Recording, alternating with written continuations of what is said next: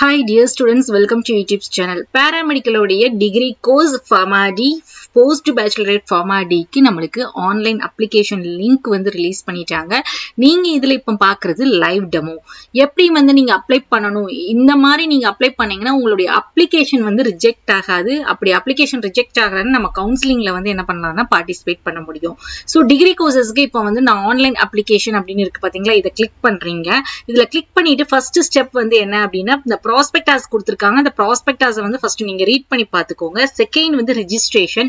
Click here for new registration இந்த மாதிரி dump ஆகுது பாத்தீங்களா? இத கிளிக் பண்ணீங்க அப்படினா இதுல நமக்கு கைட்லைன்ஸ் எல்லாமே கொடுத்திருப்பாங்க. இந்த கைட்லைன்ஸ் ரீட் பண்ணீங்கனா உங்களுக்கு 19 கோர்சஸ் நிறைய ஸ்டூடண்ட்ஸ் கேட்ட டவுட் இந்த கோர்ஸ்க்கு எப்படி அப்ளை பண்ணனும் அந்த கோர்ஸ்க்கு எப்படி அப்ளை பண்ணனும்னு கேட்டிங்களா? இதுல இருக்கக்கூடிய எல்லா கோர்சஸும் இந்த 19 கோர்சஸும் இங்க லிஸ்ட் அவுட் பண்ணிருக்காங்க. இதுக்கு ஒரே ஒரு அப்ளிகேஷன் தான். சோ இந்த 19 கோர்சஸ்க்கு நீங்க என்ன பண்ணனும் அப்படினா இங்க டிக் பண்ணிருங்க. டிக் பண்ணிட்டு கண்டினியூ அப்படினு கொடுங்க. கண்டினியூ கொடுத்தீங்கன்னா ஃபர்ஸ்ட் ரெஜிஸ்ட்ரேஷன் வந்து ஸ்டார்ட் ஆகும். நமக்கு வந்து குவாலிஃபையிங் எக்ஸாமினேஷன் இயர் நீங்க எந்த இதுல நீங்க ஹையர் செகண்டரியா சிபிஎஸ்இயா என்ன குவாலிஃபிகேஷன் பண்ணிருக்கீங்க அப்படிங்கறத கிளிக் பண்ணீங்க. உங்களுடைய இயர் குவாலிஃபைடு இயர் வந்து எது 2024 னா 24 23 னா 23 whether I passed +1 yes passed +1 EMIS ID அப்படிங்கிறது உங்களுடைய +2 மார்க் ஷீட் கொடுத்திருப்பாங்க இல்லையா? அந்த மார்க் ஷீட்ல இருக்கும். அத வந்து இதுல நீங்க என்டர் பண்ணனும். உங்களுடைய மார்க் ஷீட்ல பாருங்களேன் EMIS ID நீங்க மென்ஷன் பண்ணிருப்பாங்க. சோ இந்த நம்பர் தான் உங்களுடைய பெர்மனன்ட் ரெஜிஸ்ட்ரேஷன் நம்பர்ங்கிறது இது. எல்லாத்தையும் என்டர் பண்ணதுக்கு அப்புறம் சப்மிட் அப்படின்னு கொடுத்தீங்கன்னா உங்களுக்கு உங்களுடைய மொபைல் நம்பர் என்ன நம்பர் கொடுத்தீங்களோ அந்த நம்பருக்கு வந்து OTP வரும். அந்த என்டர் பண்ணிட்டு சப்மிட் அப்படின்னு கொடுத்தீங்கன்னா உங்களுக்கு வந்து உங்க account created successfully login to continue அப்படின்னு இருக்கு இல்லையா?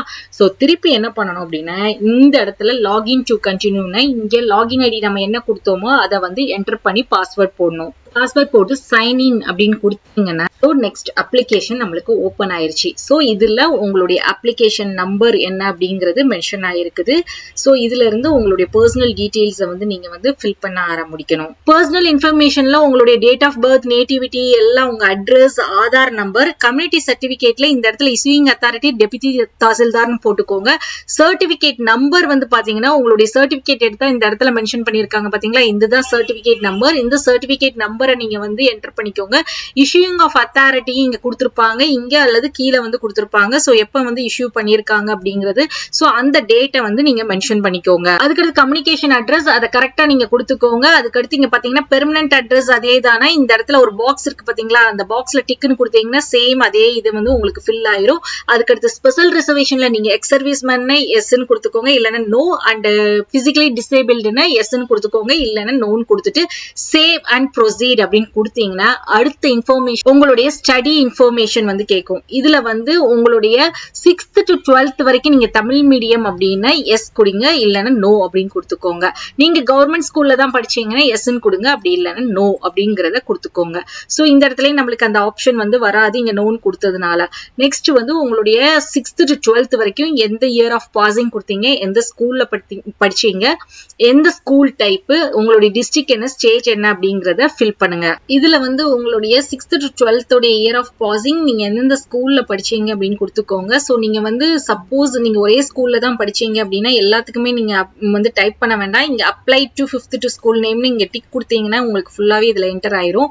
ஸ்கூல் டைப்ல வந்து பாத்தீங்கன்னா நீங்க எந்த டைப் ஆஃப் ஸ்கூல்ல படிச்சீங்க. சப்போஸ் இது வந்து கவர்மெண்ட் எய்டடா இருந்துச்சுன்னா பார்ஷியலி எய்டட் அப்படின்னு கொடுங்க. செல்ஃப் ஃபைனான்சிங் மெட்ரிக்னா மெட்ரிக்னு கொடுங்க. கவர்மெண்ட்னா கவர்மெண்ட், ஃபுல்லி எய்டட்னா ஃபுல்லி எய்டட், சிபிஎஸ்இனா சிபிஎஸ்இன்னு கொடுங்க. அதுக்கப்புறம் உங்களுடைய டிஸ்ட்ரிக்ட் அண்ட் ஸ்டேட் அதாவது ஸ்கூல் எங்க படிச்சீங்களோ அங்க இது அந்த இன்ஃபர்மேஷன் 6th to 12th வந்து கரெக்டா கொடுத்துருங்க. சேவ் அண்ட் ப்ரொசீட் கொடுத்தீங்கன்னா நெக்ஸ்ட் வந்து உங்களுடைய அகாடமிக் டீடைல்ஸ் அதாவது உங்களுடைய 12th உடைய மார்க்ஸ் வந்து நீங்க இதுல என்டர் பண்ணணும். இதை வந்து மிஸ்டேக் இல்லாம நீங்க என்டர் பண்ணுங்க. நீங்க நேம் ஆஃப் த போர்டு எதுன்னு என்டர் பண்ணிக்கோங்க. தமிழ்நாடு போர்டா அல்லது சிபிஎஸ்இ போர்டா, ஹையர் செகண்டரியாங்கிறது.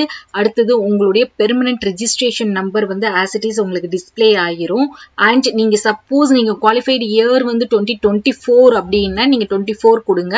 அல்லது 2023ல இருந்தீங்கன்னா நீங்க ஏதாவது கோர்ஸ் பண்ணிட்டு இருக்கீங்கன்னா எஸ்ன்னு கொடுங்க. இல்லைன்னா நோ அப்படிங்கறத கொடுத்துருங்க. சோ அடுத்தது வந்து நீங்க எல்லா எக்ஸாம் பாஸ் பண்ணிருக்கீங்களா? பாஸ்ட்னா ஆல் இன் ஃபர்ஸ்ட் அட்டெம்ப்ட்னு கொடுத்துருங்க. இதுல ஃபர்ஸ்ட் அட்டெம்ப்ட் கிளிக் பண்ணிக்கோங்க. இதுல இந்த copy English details to all அப்படிங்கறது டிக்னு கொடுத்தீங்கன்னா இங்க ரிஜிஸ்டர் நம்பர் நீங்க வந்து என்டர் பண்ணிருந்தீங்கன்னா எல்லாமே கரெக்டா என்டர் ஆயிரும். சோ உங்களுடைய மார்ச் அண்ட் இயர் எல்லாமே இங்க வந்து உங்களுக்கு டிஸ்பிளே ஆகும். இந்த இடத்துல உங்களுக்கு இங்கிலீஷ்ல எவ்வளவு மார்க் வாங்குறீங்களோ இந்த மார்க்ஸை வந்து கரெக்டா நீங்க வந்து என்டர் என்டர் பண்ணுங்க. இந்த மார்க்ஸை பேஸ் பண்ணி தான் நம்மளுடைய மெடிக்கல் செலக்ஷன் கமிஷன் வந்து கட் ஆஃப் வந்து அவங்க கால்குலேட் பண்ணுவாங்க. நெக்ஸ்ட் சேவ் அண்ட் ப்ரொசீட் அப்படின்னு கொடுத்தீங்கன்னா அடுத்தது உங்களுடைய அடிஷனல் இன்ஃபர்மேஷன். நீங்க உங்களுடைய மதர் டங் என்ன, தமிழ்னா தமிழ் கொடுங்க. அதுக்கடுத்து உங்களுடைய சிவிக்ஸ் நேட்டிவ் வந்து கார்பரேஷனா முனிசிபாலிட்டியா அப்படிங்கறத கொடுத்துக்கோங்க. உங்களுடைய ஸ்கூல் படிச்சது எது, முனிசிபாலிட்டியா கார்பரேஷனா, நேட்டிவ் டிஸ்ட்ரிக்ட் வந்து எது அப்படிங்கறத கொடுத்துக்கோங்க.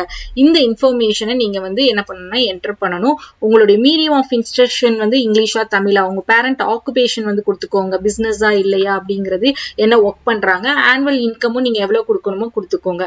நீங்க ஃபர்ஸ்ட் கிராஜுவேட்டா இருந்தீங்கன்னா எஸ்ன்னு கொடுங்க, இல்லைன்னா நோன் கொடுத்துருங்க. சப்போஸ் ஃபர்ஸ்ட் கிராஜுவேட் இருந்துச்சுன்னா உங்களுடைய பிரதர் யாராவது வந்து அந்த ஃபர்ஸ்ட் கிராஜுவேட் வாங்கியிருக்காங்கன்னா நோன் கொடுத்துருங்க. நீங்க தான் ஃபர்ஸ்ட்னா அதை மட்டும் கொடுத்துருங்க.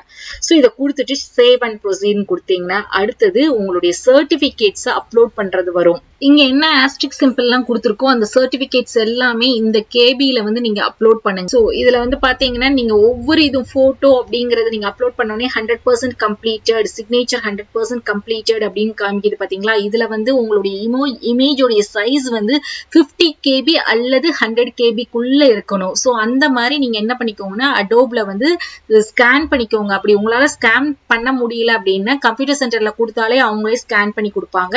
உங்களுடைய சிக்னேச்சர் வந்து 10 KB and 40 KBல இருக்கணும். அதுக்கப்புறம் உங்களுடைய SSLC மார்க் ஷீட் எல்லாமே வந்து பாத்தீங்கன்னா PDF ஃபைல்ல நீங்க வந்து less than 3 MBல இருக்கிற மாதிரி நீங்க வந்து என்ன பண்ணணும்னா அப்லோட் பண்ணணும்.